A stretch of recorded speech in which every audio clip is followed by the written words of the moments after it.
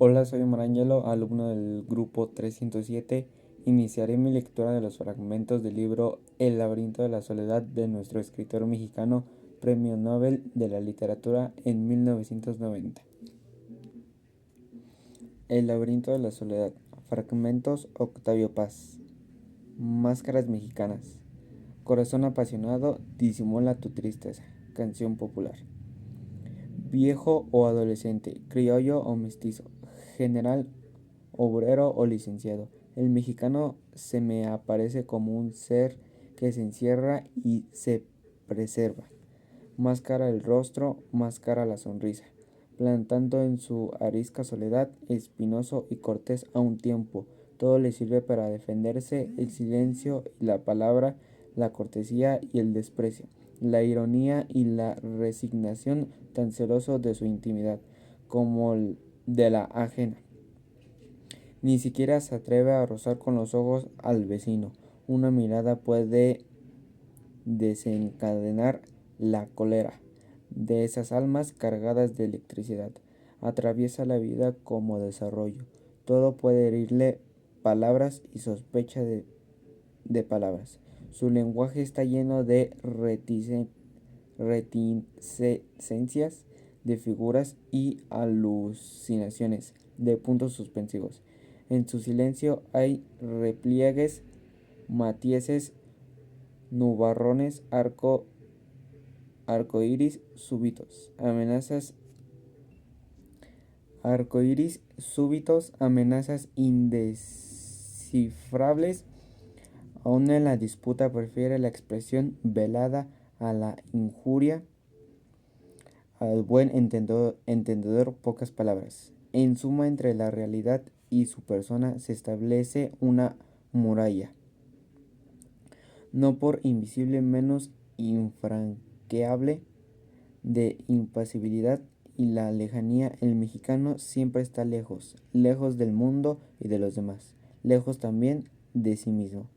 El lenguaje popular refleja hasta qué punto nos defendemos del exterior.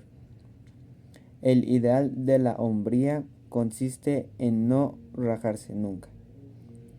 Los que se abren son cobardes para nosotros. Contrariamente a lo que ocurre con otros pueblos, abrirse es una debilidad o una traición.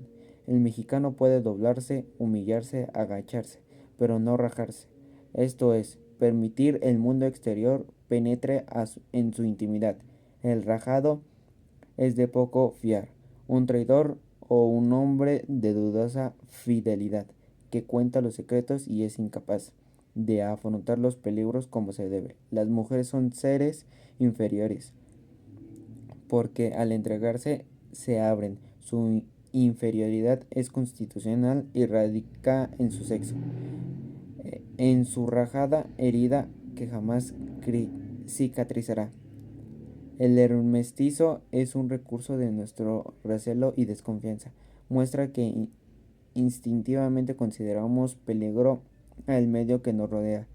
Esta reacción se justifica si se piensa en lo que ha sido nuestra historia y en el carácter de la soledad que hemos creado, la dureza y la hospitalidad del ambiente, y esa amenaza escondida e indefinible que siempre flota en el aire nos obliga a cerrarnos al exterior, como estas plantas de la meseta que acumulan sus jugos tras una cáscara espinosa. Pero esta conducta legítima en su origen se ha convertido en un mecanismo que funciona solo automáticamente ante la simpatía y la dulzura. Nuestra respuesta es la reserva, pues no sabemos si esos sentimientos son verdaderos o simulados. Y además, nuestra integridad masculina corre tanto peligro ante la benovelancia como la hostilidad. Toda abertura de nuestro ser entraña una disimulación de nuestra hombría. Nuestras relaciones como los otros hombres también están teñidas de recelo. Cada vez que el mexicano se confía, cada vez que el mexicano se confía a un amigo o a un conocido, cada vez que se abre, abdica y teme que el desprecio del confiante ciega su entrega. Por eso la confidencia deshonra y es tan peligrosa para el que hace como para el que escucha. No nos ahoguemos en la fuente que nos refleja, como narcismo, sino que la cegamos. Nuestra cólera no se nutre nada más del temor de ser utilizados por nuestros confidentes, temor general a todos los hombres, sino de la vergüenza de haber renunciado a nuestra soledad. El que se confía se eneja, me he vendido con fulano. Decimos cuando nos confiamos a alguien que no lo merece. Esto es, nos hemos rajado, alguien ha penetrado en el castillo fuerte, la distancia entre hombre y hombre, creadora del mutuo respeto y la mutua seguridad, ha desaparecido no solamente a merced del intruso, sino que hemos abdicado. Todas esas expresiones que revelen que el mexicano considera la vida como lucha, concepción que no lo distingue del resto de los hombres modernos, el ideal de hombría para los otros pueblos consiste en una abierta y agresiva disposición al combate. Nosotros acentuamos el carácter defensivo, listo a pelear el ataque. El macho es un ser hermético, encerrado en sí mismo, capaz de guardarse y guardar lo que se confía. La hombría se mide por invulnerabilidad ante las armas enemigas o ante impactos del mundo exterior. El estoicismo es la más alta de nuestras virtudes guerreras y políticas. Nuestra historia está llena de frases y episodios que revelan la indiferencia de nuestros héroes ante el dolor o el peligro. Desde niño nos enseñan a sufrir con dignidad las derrotas, concepción que no carece de nuestra grandeza, y si no todos somos estoicos e impaciables como Juárez y Cuauhtémoc, al menos preocuparnos. Deje tomar agua porque me cansé.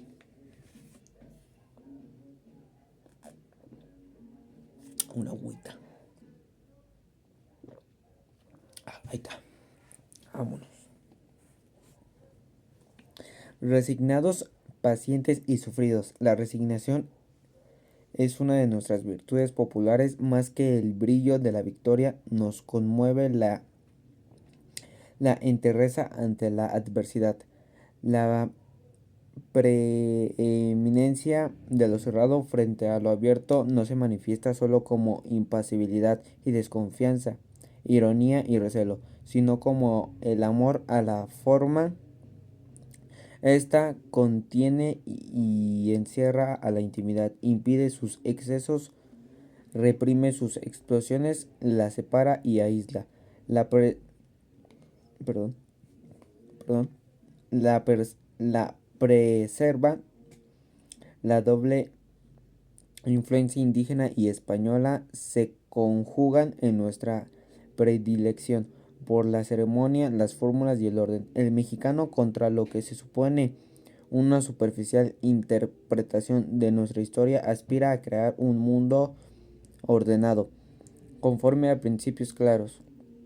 La agitación y encontono de nuestras luchas políticas prueba hasta qué punto las nociones jurídicas juegan un papel importante en nuestra vida pública, y en la que todos los días el mexicano es un hombre que se esfuerza por ser formal y que él fácilmente se convierte en formulista, y es explicable el orden jurídico, social, religioso o artístico.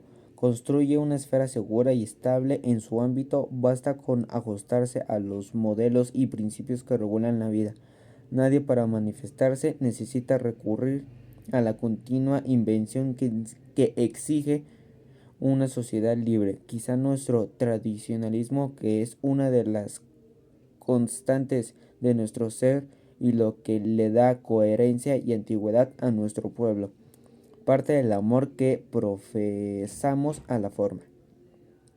Las complicaciones rituales de la cortesía, la persistencia del humanismo clásico, el gusto de las formas cerradas en la poesía, el soneto y la décima, por ejemplo. Nuestro amor por la geometría en las artes decorativas, por el dibujo y la composición en la pintura, la pobreza de nuestro romanticismo frente a la excelencia de nuestro arte barroco, el formalismo de nuestras instituciones políticas y, en fin, la peligrosa inclinación que mostramos por las fórmulas sociales, morales y burocráticas. Son otras tantas expresiones de nuestra tendencia, de nuestro carácter. El mexicano no solo se abre, tampoco se derrama. A veces formas nos ahogan. Durante el siglo pasado, los liberales vanamente intentaron someter la realidad del país a la camisa de fuerza de la Constitución de 1857. Los resultados fueron la dictadura de Porfirio Díaz y la Revolución de 1857. En cierto sentido, la historia de México como la década mexicana consiste en una lucha en las formas y fórmulas en que se pretende encerrar a nuestro ser y las explosiones con nuestra espontaneidad se venga. Pocas veces la forma ha sido una creación original, un equilibrio alcanzado no a expensas, sino gracias a la expresión de nuestros instintos y quereres, nuestras formas jurídicas y morales. Por lo contrario, mutilan con frecuencia a nuestro ser, nos impiden expresarnos y niegan satisfacción a nuestros apetitos vitales. La preferencia por la forma, inclusive vacía de su contenido, se manifiesta a lo largo de la historia de nuestro arte de la época precortesiana hasta nuestros días. Antonio Castro Leal, en su excelente estudio sobre Juan Ruiz de Alarcón, muestra cómo la reserva frente al romanticismo, que es, por definición, expansivo y abierto, se expresa ya en el siglo XVIII. Esto es antes de que siquiera tuviésemos conciencia de nacionalidad. Tenemos razón los contemporáneos de Juan Ruiz de Alarcón, al acusarlo de entrometido, aunque más bien hablasen de la deformidad de su cuerpo, que de la singularidad de su obra. En efecto, la porción más característica de su teatro niega al que sus contemporáneos españoles, y su negación contiene en cifra la que México ha puesto siempre a España. El trato de Alarcón es una respuesta a la vitalidad española, afirmativa y deslumbrante en esa época, y que se expresa a través de un gran sí a la historia y a las pasiones. Lope exalta el amor, lo heroico, lo sobrehumano, lo increíble. Alarcón opone a estas virtudes desmesuradas otras más sutiles y burguesas: la dignidad, la cortesía, el estoicismo melancólico, un pudor sonriente. Los problemas morales interesan un poco a Lope, que aman la acción. Como todos sus contemporáneos, más tarde Calderón mostrará el mismo desdén por la psicología. Los conflictos morales y las oscilaciones, caídas y cambios del alma humana solo son metáforas que transparentan un drama teológico, cuyos dos personajes son el pecado original y la gracia divina. En las comedias más representativas de Alarcón, en cambio, el cielo cuenta poco, tan poco como el viento pasional que arrebatan a los personajes lopescos. El hombre, nos dice el mexicano, es un compuesto, y el mal y el bien se mezclan sutilmente en su alma. En lugar de proceder por síntesis, utiliza el análisis. El héroe se vuelve problema. En varias comedias se plantea la cuestión de la mentira. ¿Hasta qué punto el mentiroso de veras miente, de veras se promete engañar? No es la primera víctima de sus engaños y no es asimismo quien engaña. El mentiroso se miente a sí mismo, tiene miedo de sí. Al plantearse el problema de la autenticidad, Alarcón anticipa uno de los temas constantes de reflexión del mexicano que más tarde recogió Rodolfo Usigli en El gesticulador. En el mundo de Alarcón no triunfan la pasión ni la gracia. Todo se subordina a lo razonable. Perdón. Sus arquetipos son los de moral, que sonríe y perdona, al sustituir los valores vitales y románticos de Lope por los abstractos de una moral universal y razonable. No se evade, no nos escamotea de su propio ser. Su negación, como la de México, no afirmaban nuestra singularidad frente a los españoles. Los valores que postula Alarcón pertenecen a todos los hombres y son una herencia grecorromana, tanto como una profecía de la moral que impondrá el mundo burgués. No expresan nuestra espontaneidad ni resuelven nuestros conflictos. Son formas que no hemos creado ni sufrido. Máscaras solo nuestros días hemos sido capaces de enfrentar al sí español, un sí mexicano y no una afirmación intelectual vacía de nuestras peculiaridades. La Revolución Mexicana, al descubrir las artes populares, dio origen a la pintura moderna. Al descubrir el lenguaje de los mexicanos, creó la nueva poesía. Si no, la política y el arte mexicano aspira a crear mundos cerrados en la esfera de las relaciones cotidianas, procura que imperen el pudor. Perdón. El recato y la reserva ceremoniosa, el pudor que nace de la vergüenza ante la desnudez propia o ajena, es un reflejo casi físico entre nosotros, nada más alejado de esa actitud que el miedo al cuerpo, característico de la vida norteamericana. No nos da miedo ni vergüenza nuestro cuerpo, lo afrontamos con naturalidad y lo vivimos con cierta plenitud. A la inversa de lo que ocurre con los puritanos, para nosotros el cuerpo existe, da gravedad y límites a nuestro ser. Lo sufrimos y gozamos. No es un traje que estamos acostumbrados a evitar ni algo ajeno a nosotros. Somos nuestro cuerpo. Pero las miradas extrañas nos sobresaltan, porque el cuerpo no vela la intimidad, sino la descubre. El pudor, así, tiene carácter defensivo, como la muralla china de la cortesía o las cercas de los órganos y cactus que separan en el campo a los jacales de los campesinos. Y por eso la virtud que más estimamos en las mujeres en el recato, como los hombres la reserva. Ellas también deben defender su intimidad. Sin duda, en nuestra concepción, el recato femenino interviene la vanidad masculina del Señor, que hemos heredado de indios y españoles. Como casi todos los pueblos, los mexicanos consideran a la mujer como un instrumento, ya de los deseos del hombre, ya de los fines que le asignan la ley, la soledad o lo moral. Fines, hay que decirlo, sobre lo que nunca se le ha pedido a su consentimiento y en cuya realización participa solo pasivamente en tanto que depositaría de ciertos valores. Prostituta, diosa, gran señora, amante, la mujer transmite o conserva, pero no crea, los valores y las energías que le confían la naturaleza o la soledad.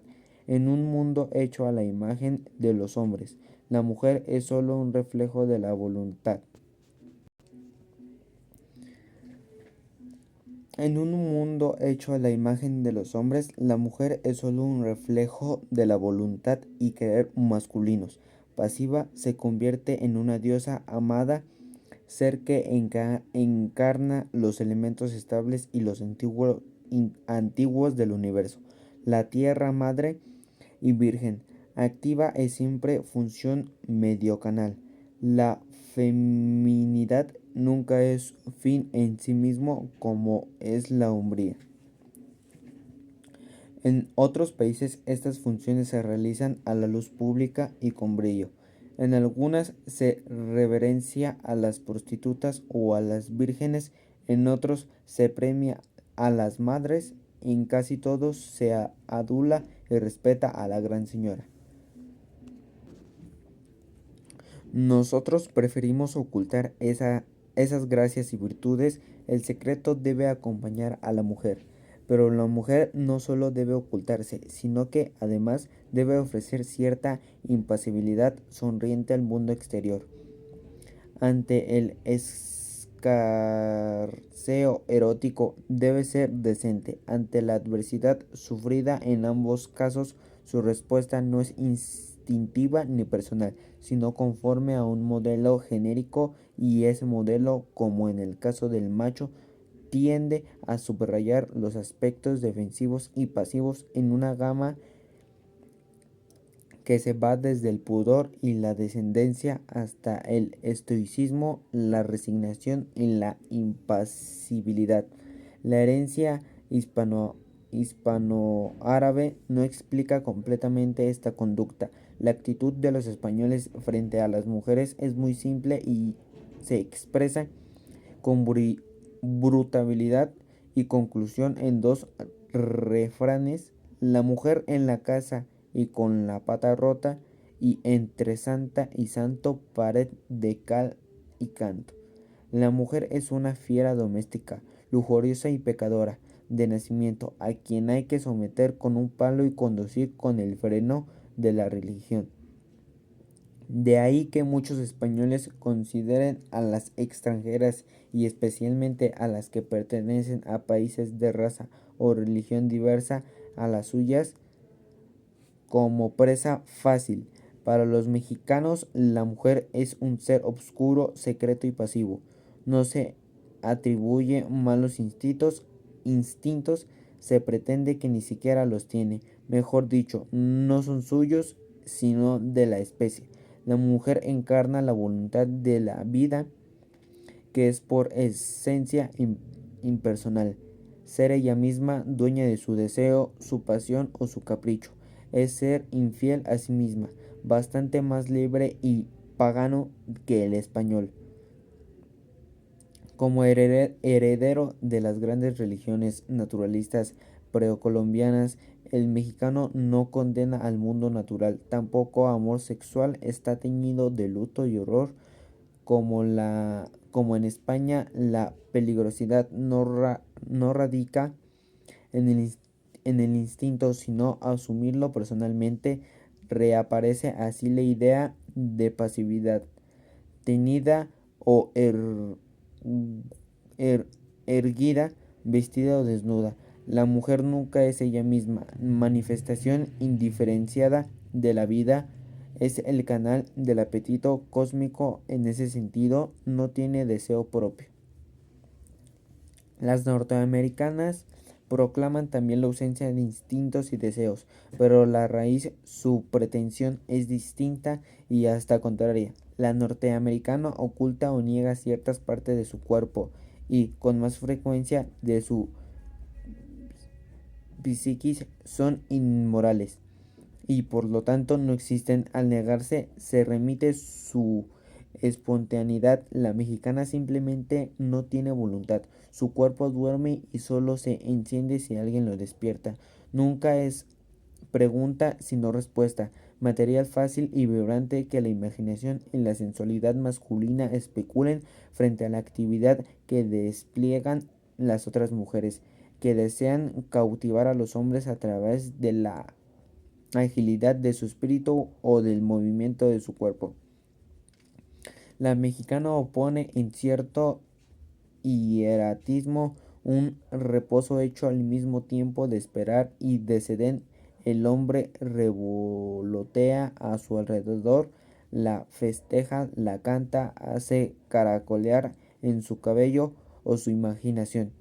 Ella se vela en el recato y la inmovilidad en su oído, como todos los ídolos.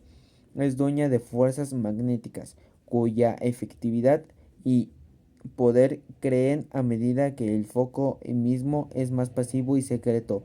Analogía cósmica de la mujer no busca, atrae, y el centro de su atracción es su sexo, oculto, pasivo, inmóvil, sol secreto. Esta concepción bastante falsa si no se piensa que la mexicana es muy sensible e inquieta, no la convierte en un mero objeto, en cosa. La mujer mexicana, como todas las otras, es un símbolo que representa la estabilidad y continuidad de la raza. A su significación cósmica se alía la social. En la vida diaria su función consiste en hacer imperar la ley y el orden, la piedad y la dulzura. Todos cuidemos que nadie falte al respeto a las señoras. Noción universal sin duda, pero que en México se llevan hasta sus últimas consecuencias. Gracias a ellas se suavizan muchas de las ásperas de nuestras relaciones de hombre a hombre. Naturalmente habrían que preguntar a las mexicanas su opinión. Ese respeto es a veces una hipocresía, manera de sujetarlas e impedírseles que se expresen. Quizá muchas preferirían ser tratadas con menos respeto, que por lo demás se les concede solamente en público y con más libertad y autenticidad, esto es, como seres humanos y no como símbolos o funciones, pero como vamos a consentir a ellas se expresan. Si toda nuestra vida tiende a paralizarse en una máscara que oculte nuestra identidad, ni la modestia propia ni la vigilancia social hacen invulnerable a la mujer, tanto por la fatalidad de su anatomía abierta como por su situación social. Depositaría de la honra a la española. Está, está expuesta a toda clase de peligros contra los que nada pueden la moral personal ni la protección masculina. El mal radica en ellas mismas por la naturaleza. Es un ser rajado, abierto, más en virtud de mecanismo de comprensión fácilmente explicable se hace virtud de su flaqueza original y se crea el mito de la sufrida mujer mexicana. El ídolo siempre vulnerable, siempre en un trance se convertirse en ser humano, se transforma en víctima endurecida e insensible al sufrimiento, encarece a la fuerza de sufrir. Una persona sufrida es menos sensible al dolor que las que apenas si han sido tocadas por la adversidad. Por obra del sufrimiento, las mujeres se vuelven como los hombres, invulnerables, impasibles y estoicas. Se dirá que al transformar en virtud algo que debería ser motivo de vergüenza, solo pretendemos descargar nuestra conciencia y encubrir con una imagen una realidad atroz. Es cierto, pero también lo es que al atribuir a la mujer la misma invulnerabilidad a que aspiramos, recubrimos con una inmunidad moral su fatalidad anatómica abierta al exterior, gracias al sufrimiento y su capacidad para resistirlo sin protesta. La mujer transciende su condición y adquiere los mismos atributos del hombre. Es curioso advertir que la imagen de la mala mujer casi siempre se presenta acompañada de la idea de actividad a la inversa de la abnegada madre, de la novia que espera y del ídolo hermético, seres estáticos. La mala va y viene, busca a los hombres, los abandona por un mecanismo análogo, y al descrito más arriba su extrema movilidad la vuelve invulnerable. Actividad e impudicia se alían en ella y acaban por petrificar su alma. La mala es dura, limpia, independiente como el macho. Por caminos distintos, ella también transciende su fisiología y se encierra al mundo.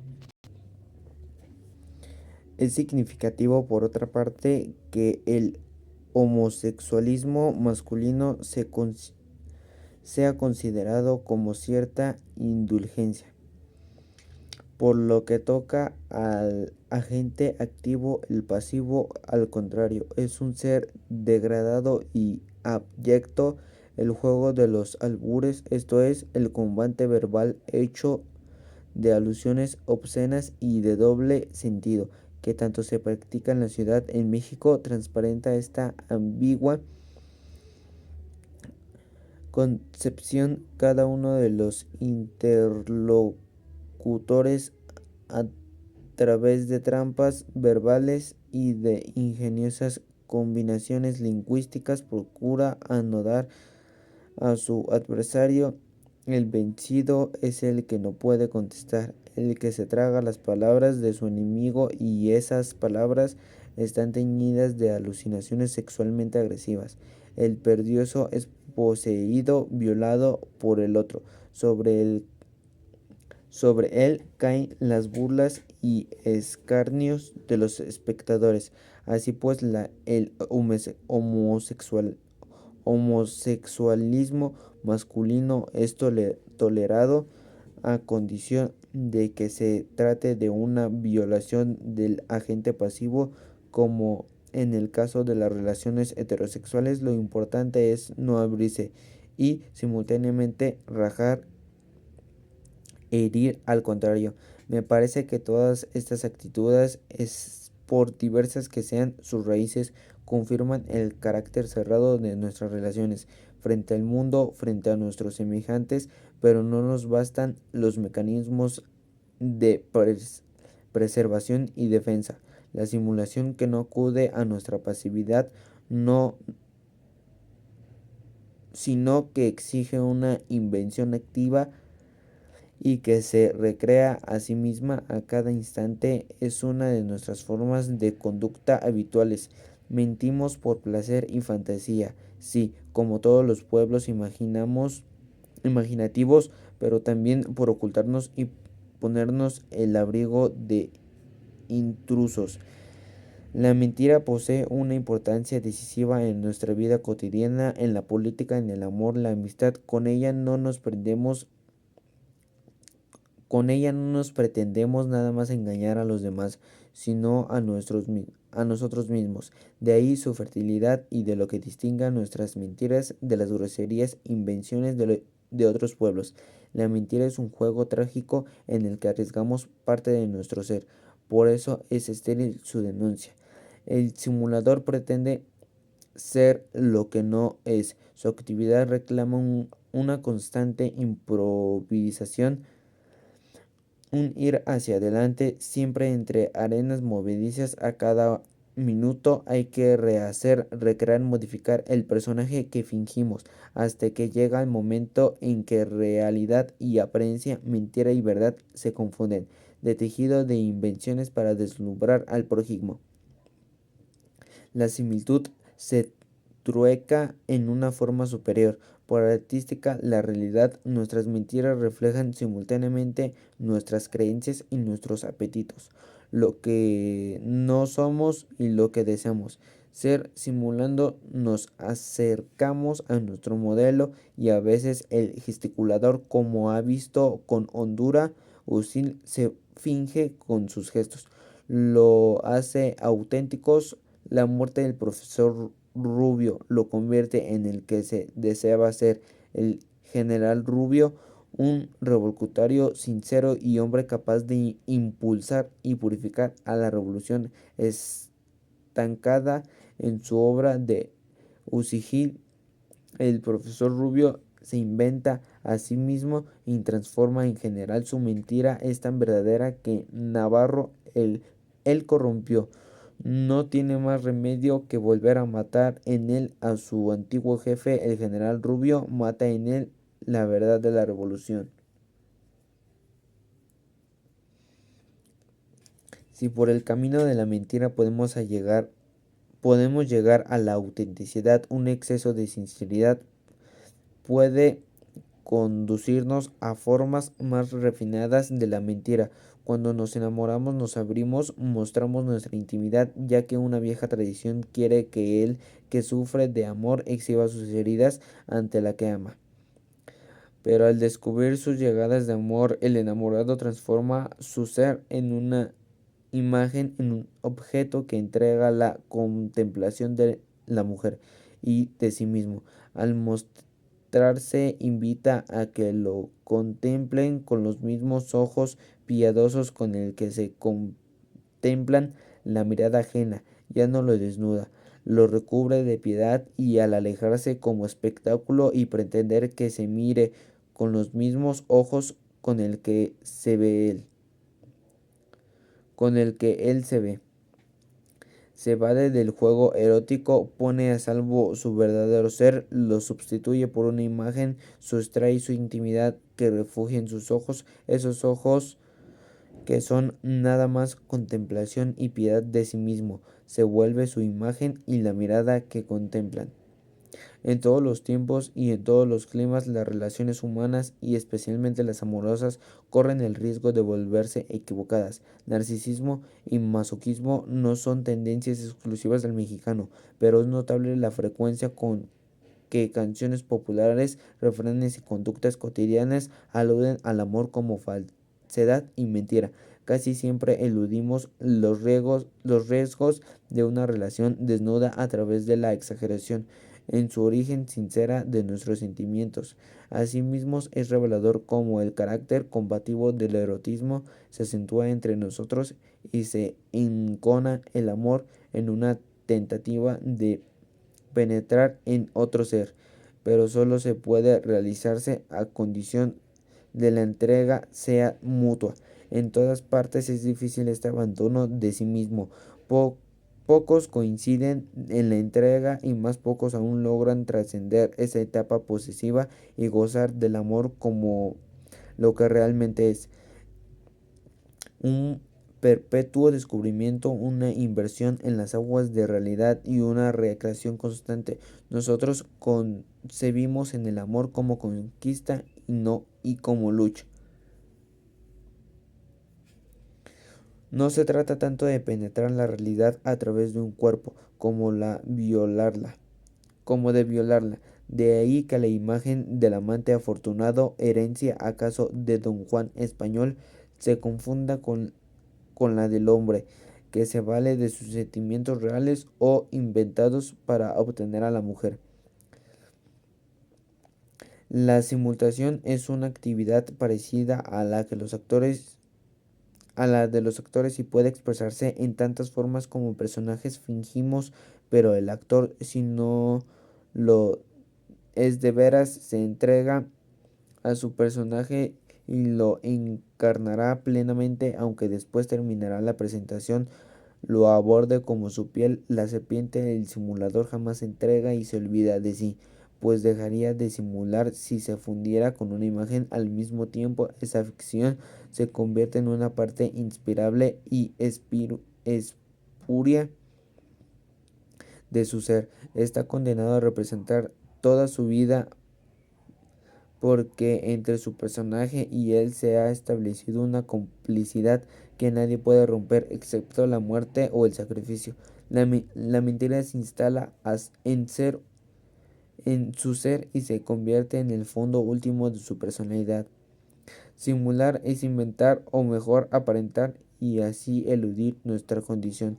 La disimulación exige mayor sutileza. En el que disimula no representa, sino que quiere hacerse invisible, pasar desapercibido sin renunciar a su ser. Déjale, tomo agua.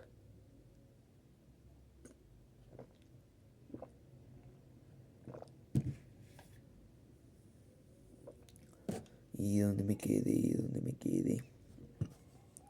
Temoroso de la mirada ajena, se contrae, se reduce, se vuelve sombra y fantasma. Eco no camina, se desliza, no propone, insinúa, no réplica,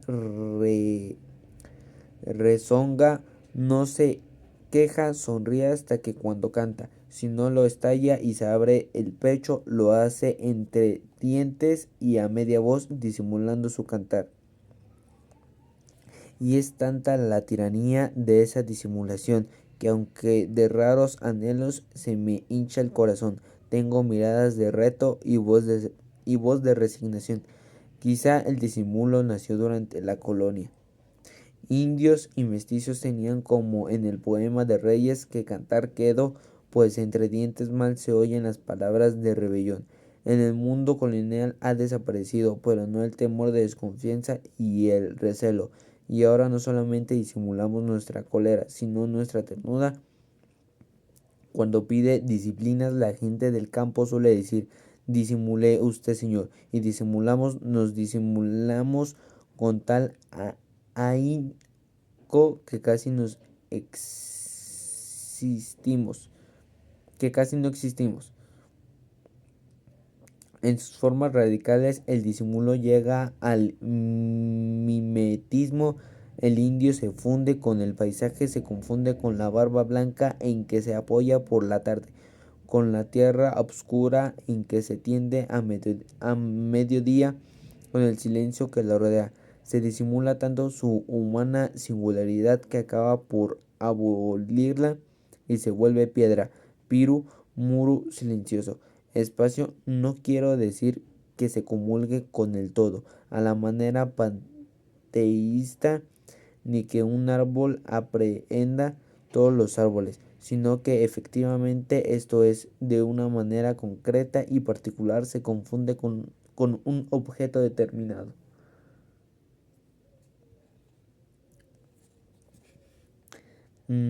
Roger Caillois observa que el mimetismo no implica siempre una tentativa de protección contra las amenazas virtuales que pululan en el mundo externo. A veces los insectos se hacen los muertos o imitan las formas de la materia de descomposición, fascinando, fascinados por la muerte, por la inherencia del espacio en esta fascinación, fuerza de gravedad, diría yo, de la vida es común a todos los seres y hecho de que se exprese como mimetismo. Confirma que no debemos considerar a este exclusivamente como un recurso del instinto vital para escapar del peligro y la muerte, defensa frente al exterior o fascinación ante la muerte. El mimetismo no consiste tanto en cambiar de naturaleza como de apariencia. Es revelador que la apariencia escogida sea la muerte o la del espacio inherente en reposo. Extenderse, confundirse con el espacio, de ser espacio, es una de la rehusarse, a las apariencias, pero también es una manera de ser solo apariencia. El mexicano tiene tanto horror a las apariencias como amor le profesan sus demagogos y dirigentes. Por eso se disimula su propio existir hasta confundirse con los objetos que lo rodean, y así por medio de las apariencias se vuelve solo apariencia, aparenta ser otra cosa e inclusive prefiere la apariencia de la muerte o o del no ser antes que abrir su intimidad y cambiar. La disimulación mimética, en fin, es una de las tantas manifestaciones de nuestro hermetismo. Si el gesticulador acude al disfraz, manifestaciones de nuestro no, y los demás queremos pasar desapercibidos, en ambos casos ocultamos nuestro ser y a veces lo negamos. Recuerdo que una tarde, como oyeran un leve ruido en el cuarto vecino al mío, preguntándote, pregunté en voz alta: ¿quién anda por ahí? Y la voz de una criada recién llegada de su pueblo contestó: no es nadie, señor, soy yo. Solo nos disimulamos a nosotros mismos y nos hacemos transparentes y no fantasmales. También disimulamos la existencia de nuestros semejantes. No quiero decir que los ignoremos o los hagamos menos, actos deliberados y soberbios. Los disimulamos de manera más definitiva y radical. Los ninguneamos. El ninguneo es una operación que consiste en hacer de alguien ninguno. La nada de pronto se individualiza, se hace cuerpo y ojos, se hace ninguno. Don nadie, padre español de ninguno, posee don vientre, honra, cuenta en el banco y habla con voz fuerte y segura. Don nadie llega al mundo con su vacía y vociglera presencia. Está en todas partes y en todos los sitios, amigos, en el banquero, embajador, hombre de empresa. Se pasea por todos los salones, lo condecoran en Jamaica, en Estocolmo y en Londres. Don nadie es funcionario o influyente y tiene una agresiva y engreída manera de no ser ninguno, y silencioso y tímido. Resignado, es sensible e inteligente, sonríe siempre, espera siempre y cada vez que quiera hablar tropieza con un muro de silencio. Sin duda encuentra una espalda glacial si suplica, llora o grita. Sus gestos y gritos se pierden en el vacío que don nadie crea con su vozarrón. Ninguno nos atreve a no ser. Oscila, intenta una vez y otra vez ser alguien, al fin entre vanos gestos se pierde en el limbo de donde surgió. Sería un error pensar que los demás le impiden existir, simplemente disimulan su existencia, obran como si no existiera, lo nifucan, lo anulan, lo ningunean. Es inútil que ninguno hable, publique libros, pinte cuadros, se ponga de cabeza. Ninguno es la ausencia de nuestras miradas, la pausa de nuestra conversación, la reticencia de nuestro silencio. Es el hombre que olvidamos siempre por una extraña fatalidad, el entorno ausente, el invitado que no invitamos, el hueco que no llenamos. Es una omisión y sin embargo ninguno está presente. Siempre es nuestro secreto, nuestro crimen y nuestro remordimiento. Por eso el ninguneador también se ningunea. Él es el Él es la omisión de alguien y si todos somos ninguno, no existe ninguno de nosotros. El círculo se encierra y la sombra de ninguno se extiende sobre México. Asfixia al gesticulador y lo cubre todo en nuestro territorio más fuerte que las pirámides y los sacrificios, que las iglesias, los motines y los campos populares. Vuelve a imperar en el silencio anterior a la historia. Todos Santos, Día de Muertos. El solitario mexicano ama las fiestas y las reuniones públicas.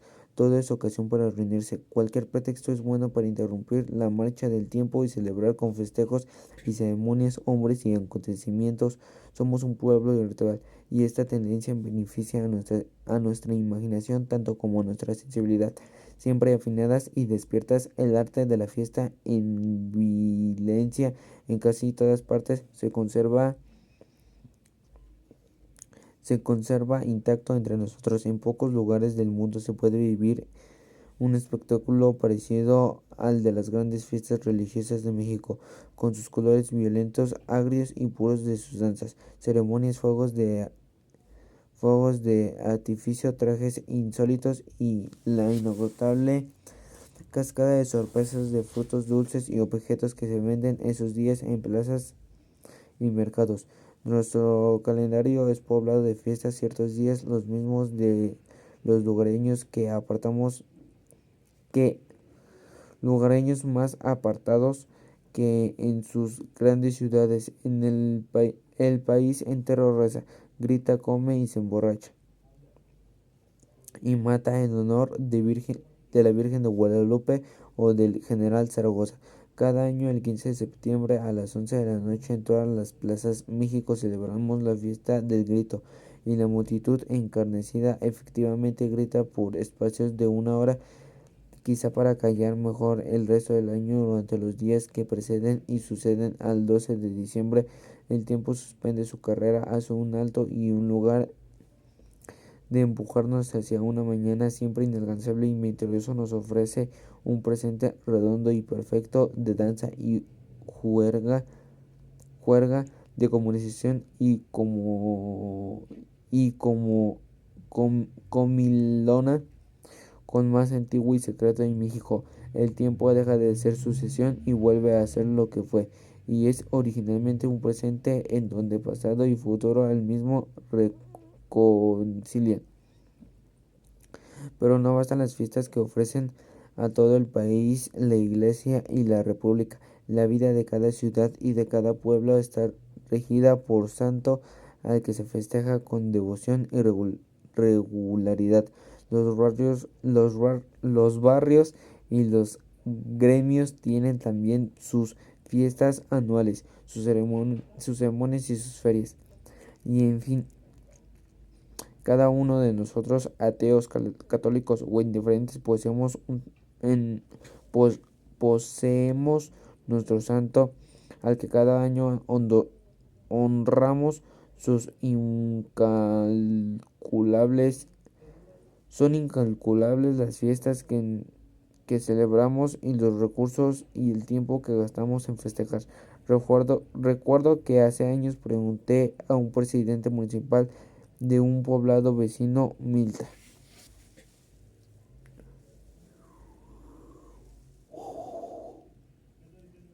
Los diablo. ¿A cuánto ascienden los ingresos del municipio por contribuciones? A unos 3,000 pesos anuales. Somos muy pobres, por eso el señor gobernador y la federación nos ayuda cada año a complementar nuestros gastos. ¿Y en qué utilizan esos 3,000 pesos? Pues casi todo en las fiestas, señor. Chico, como lo ve, el pueblo tiene dos santos patrones. Esa respuesta no es asombrosa. Nuestra pobreza puede medirse por el número de suntuosidad de las fiestas populares. Los países ricos pocas no hay, ni humor, y no son necesarias. Las gentes tienen otras cosas que hacer, y cuando se divierten lo hacen en grupos pequeños. Las masas modernas son aglomeraciones de solitarios en las grandes ocasiones en París o en Nueva York. Cuando el público se congrega en las plazas o estadios, es notable la ausencia de pueblo. Se ven parejas y grupos, nunca una comunidad viva en donde la persona humana se disuelve y rescata simultáneamente. Pero un pobre mexicano, ¿cómo podría vivir sin esas 2 o 3 fiestas anuales que lo compensan de su estrechez y de su miseria? Las fiestas son nuestro único lujo. Ellas sustituyen acaso una ventana al teatro y a las vacaciones, el weekend y el cocktail party de los sajones, a las recepciones de burguesía y el café de los mediterráneos. En esas ceremonias nacionales, locales, gremiales o familiares, el mexicano se abre al exterior.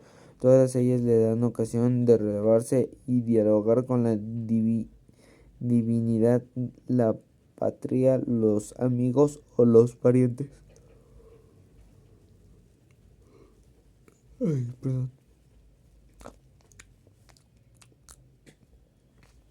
Durante esos días el silencio mexicano silba, grita, canta, arroja petardos, descarga su pistola en el aire, descarga su alma y su grito, como los cohetes que tanto nos gustan, sube hasta el cielo, estalla en una explosión verde, roja, azul y blanca y cae vertiginoso, dejando una cauda de chispas doradas. Esta noche los amigos que durante meses no pronunciaron más palabras que las prescritas por la indispensable cortesía, se emborrachan juntos, se hacen confidencias, lloran las mismas penas, se descubren hermanos y a veces para poblarse se matan entre sí. La noche se puebla de canciones y aullidos. Los enamorados despiertan con orquestas a las muchas. La noche se puebla de canciones y aullidos. Los enamorados despiertan con orquestas a las muchachas. Hay diálogos y burlas del balcón a balcón, de acerca a acerca. Nadie habla y en voz baja se arrojan los sombreros al aire. Las malas palabras y los chistes caen como cascadas de pesos fuertes.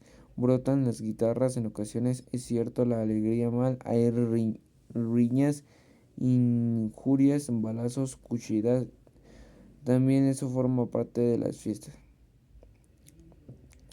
Porque el mexicano no se divierte, quiere sobrepasar, saltar el muro de la soledad que el resto del año lo comunica. Todos están poseídos por la violencia y el frenesí.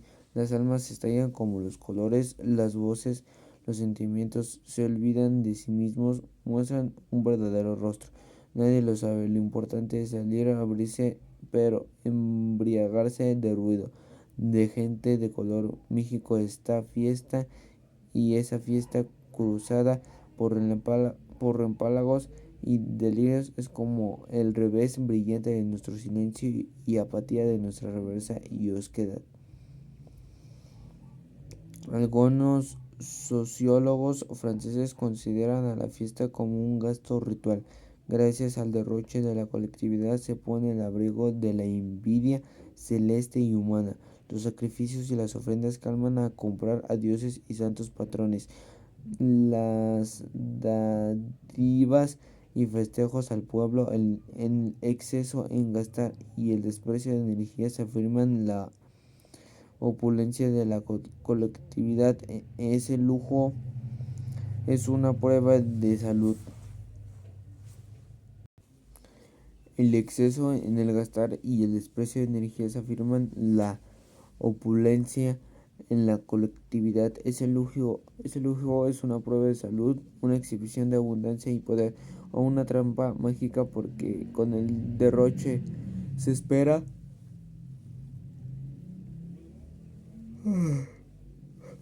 traer por contagio a la verdadera abundancia. Dinero llama dinero. La vida que se riega da más vida. La orgía, gasto sexual, es también una ceremonia de regeneración gestical y el desprecio fortalece las ceremonias de fin de año. En todas las culturas significan algo más que la conmemoración de una fecha. Ese día es una pausa, efectivamente el tiempo se arranca se acaba, se extingue, los ritmos se celebran, su extensión está destinada a provocar su renacimiento. La fiesta de fin de año es también la del nuevo año, la del tiempo que empieza. Fiesta de fin, no, todo atrae a su contrario. En suma, la función de la fiesta es más utilitaria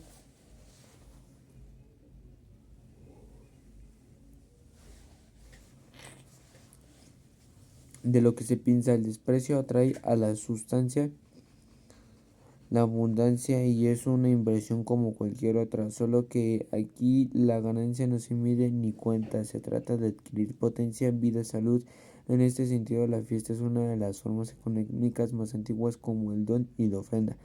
Esta interpretación me ha parecido siempre incompleta, inscrita en la órbita de lo sagrado de las fiestas. La fiesta es ante todo el advertimiento de lo insólito. La rigen reglas especiales privativas que la aíslan y hacen un día de excepción, y con ellas se introduce una lógica, una moral y hasta una economía que frecuentemente contradicen a las de todos los días. Todo ocurre en un mundo encantado. El tiempo es otro, mutando en un pasando mítico o en una actualidad pura. El espacio en que se verifica cambio de un aspecto se desigla del resto de la tierra, se englanda y se convierte en un sitio de fiesta. En general se escogen lugares especiales o poco frecuentados. Los personajes que intervienen abandonan su rasgo humano o social, se transforman en vivas aunque efímeras representaciones y todo pausa como si fuera cierto como los sueños. Ocurra lo que ocurra, nuestras acciones poseen mayor ligereza, una gravedad distinta, asumen significaciones diversas y contraemos con ellas responsabilidades singulares, nos aligeraremos de nuestra carga en el tiempo y razón.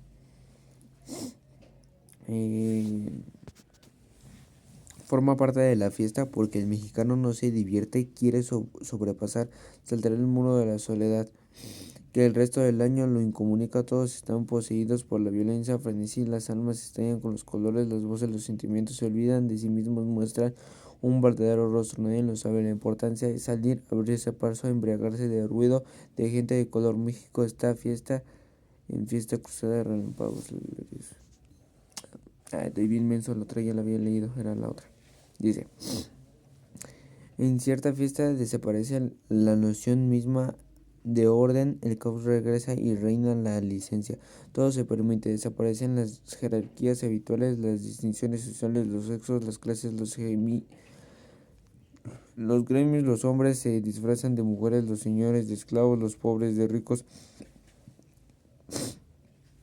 Se ridiculiza al ejército, al clero, a la magistratura, gobiernan los niños o los locos. Se cometen formaciones rituales, sacrilegios obligatorios, el amor se vuelve promiscuo, a veces la fiesta se convierte en misma negra, se violan reglamentos, ámbitos, costumbres, el individuo responsable arroja su máscara de carne y la ropa oscura que la aísla. Y vestido de colores se esconde en una cartera que lo libera de sí mismo. Así pues, la fiesta no es solamente un exceso y un desperdicio ritual de los bienes penosamente acumulándose durante el año. También es una revuelta, una súbita inmersión en lo informe de la vida pura a través de las fiestas, de la soledad, se libera de las normas, se ha puesto, se burla de sus dioses, de sus principios y de sus leyes, se niega a sí mismo. La fiesta es una revuelta en el sentido literal de la palabra, en la confusión que engendra la soledad, se disuelve, se ahoga, que organismo regido conforme a ciertas reglas y principios, pero se ahoga en sí misma, en caos liberal original, todo se comunica, se mezcla el bien con el mal, el día de la noche, santo como lo maldito, todo cohabita, pierde forma, singularidad y se vuelve el amagismo predial. La fiesta es una operación cósmica, la experiencia del desorden, la reunión de los elementos y principios contrarios para provocar el renacimiento de la vida, la muerte, principios contrarios como provocar el renacimiento de la vida, la muerte, el ritual suscrita al renacer, el vómito del apetito, la orgía estéril en sí misma, la fecundidad de las madres o de la tierra, la fiesta en un regreso a un estado remoto o indiferencia penetral o presocial, para decirlo así, el regreso de estas también comienza según quiere la dialéctica inherente a los hechos sociales. El grupo sale purificado de este baño de caos, se sumerge en sí, en la extraña misma de donde salió dicho de hombre modo. La fiesta niega la soledad de tanto que conjunto orgánico de formas y principios diferenciados, pero la afirma en cuanto fuente de energía y creación, es verdadera recreación, al contrario de lo que ocurre en vacaciones modernas que no extrañan ritmos, ceremonias, algunos individuales y estériles como el mundo que las ha inventado. La sociedad comulga consigo misma en las fiestas, en todos los miembros vuelven a la confusión y libertad originales de la estructura social, se deshace y crea nuevas formas de relación, reglas inesperadas y jerarquías caprichosas en el desorden general.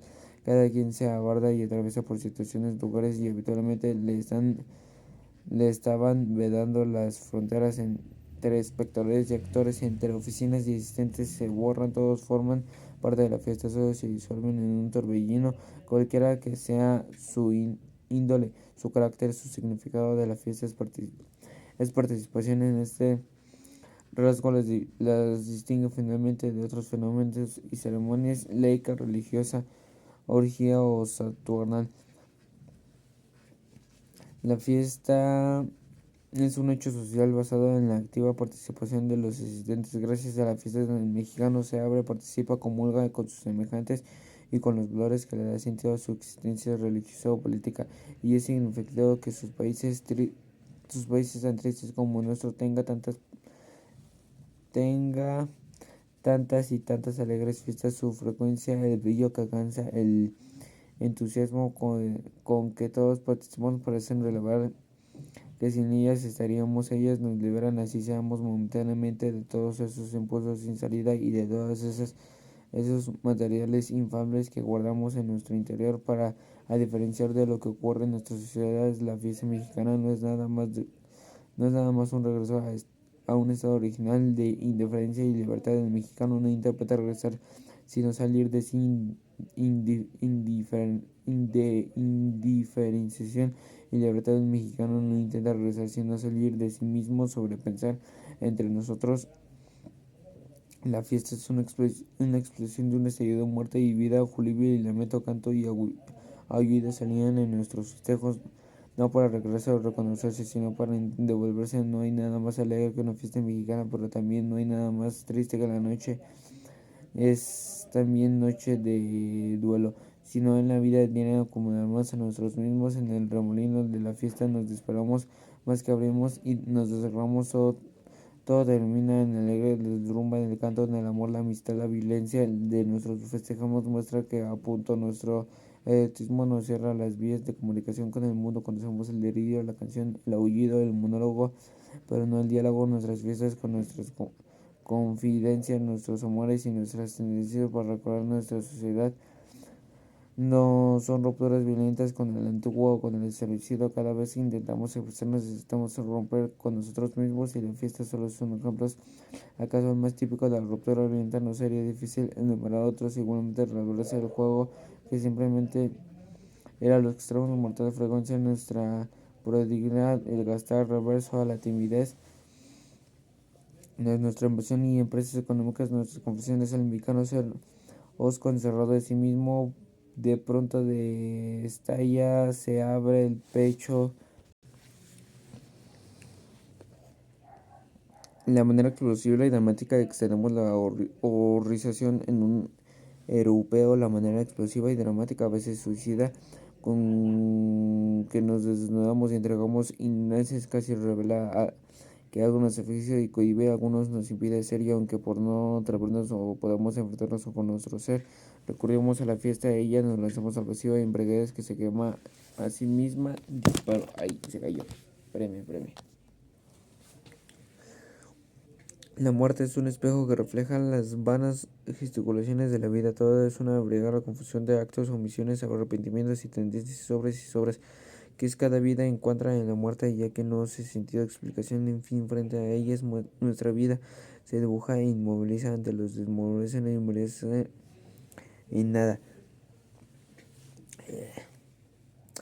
Se esculpe y vuelve forma inmutable, y ya no cambiaremos sino para desaparecer. Nuestra muerte ilumina nuestra vida. Si nuestra muerte carece de sentido, tampoco lo tuvo nuestra vida.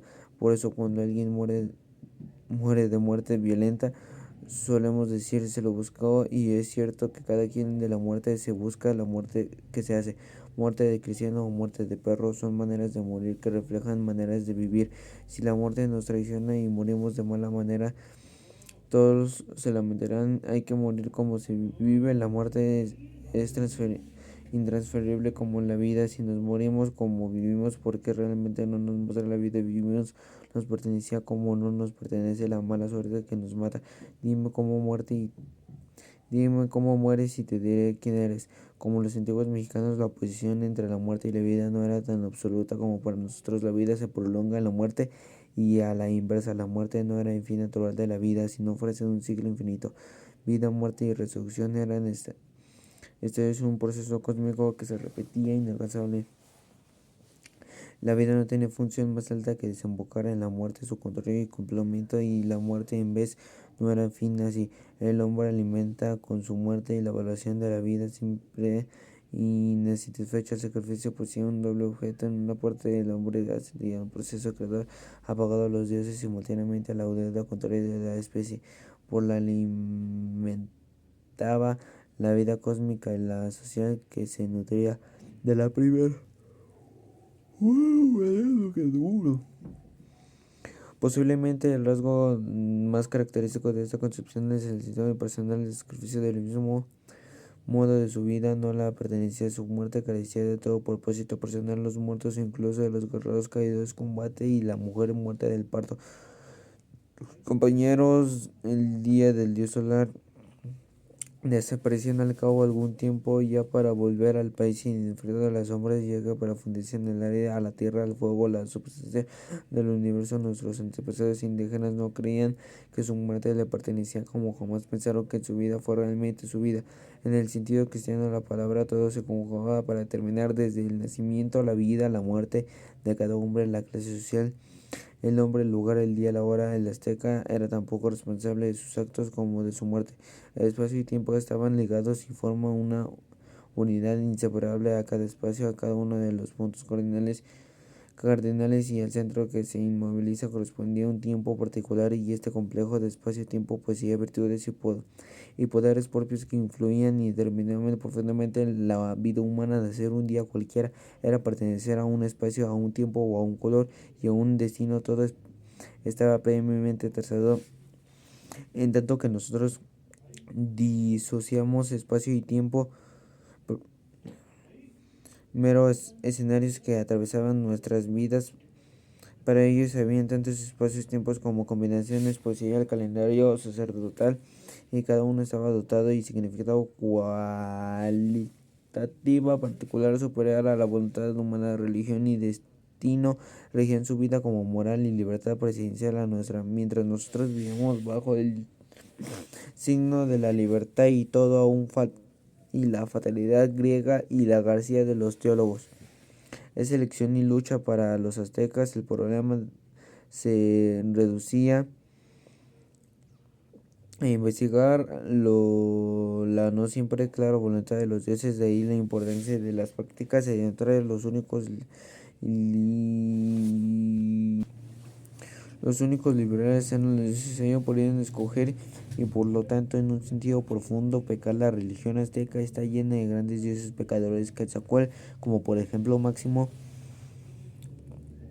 dioses que desfallecen y pueden abandonar sus creyentes. Del mismo modo de los cristianos reniegan a veces de su Dios.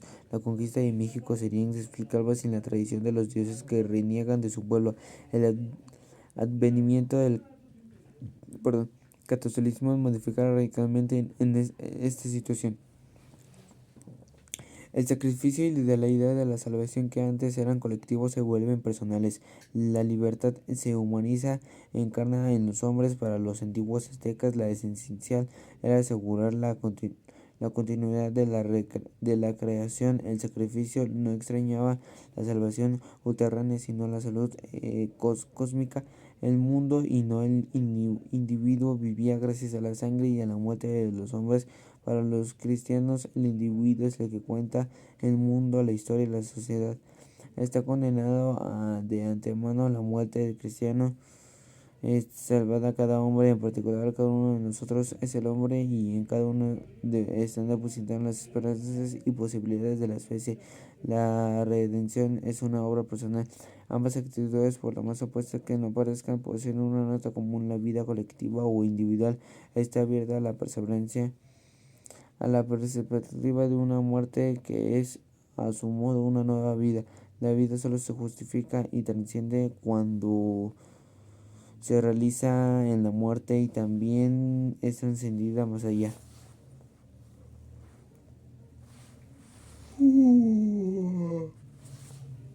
Ay, no puede ser. Para los cristianos, la muerte es un tránsito, un salto mortal entre dos vidas, la temporal y la ultraterránea.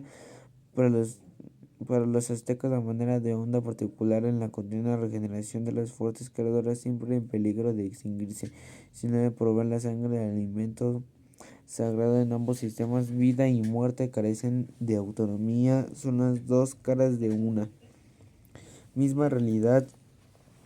Su significación proviene de otros valores que las rieguen, son referencias a realidades invisibles. La muerte moderna no posee ninguna significación que la trascienda o refiera a otros valores. En casi todos los casos es simplemente el fin inevitable de un proceso natural. En el mundo de los hechos, la muerte es un hecho más.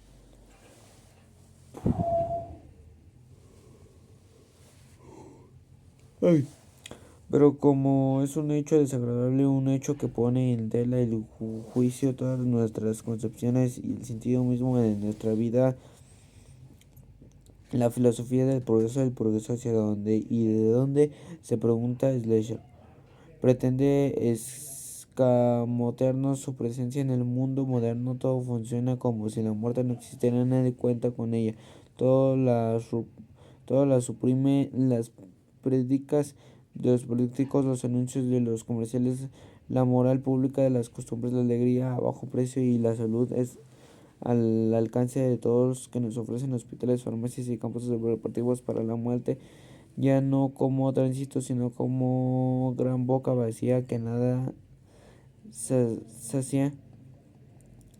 Habita todo lo que emprendemos en el siglo de la salud, de la higiene, los anticonceptivos, las drogas milagrosas y los alimentos sintéticos. Es también el siglo de los campos de concentración, del estado paliación, de la extensión atómica, de murió. Nadie piensa en la muerte en su propia quiera